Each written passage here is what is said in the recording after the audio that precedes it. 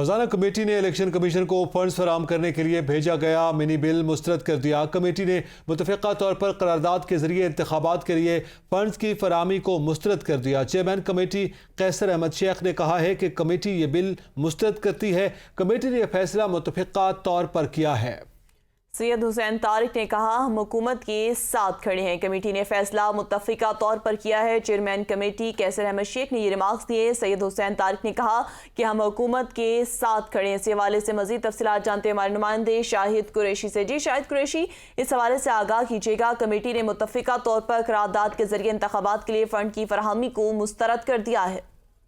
जी बिल्कुल, क़यामा कमेटी की जो इजलास है, अहम तरीन इजलास आज हुआ है। आज कौमी असम्बली की सेनेट कमेटी का भी और इसके अलावा जो ये खजाना कमेटी के 2 इजलास हुए हैं, जिसमें खैबर पख्तूनख्वा और पंजाब में जो इलेक्शन है उस हवाले से सुप्रीम कोर्ट के अहकामात की रोशनी में इलेक्शन कमीशन को 21 अरब रुपए देने का मामला जो है वो जेर बहस है और कमेटी ने मुत्तफ़िक़ा तौर पर ये बिल जो है वो मुस्तरद कर दिया। यहाँ पर जो हुकूमती अरकान पार्लियामेंट थे उनके जो रिमार्क थे वो भी इंतहाई सख्त थे।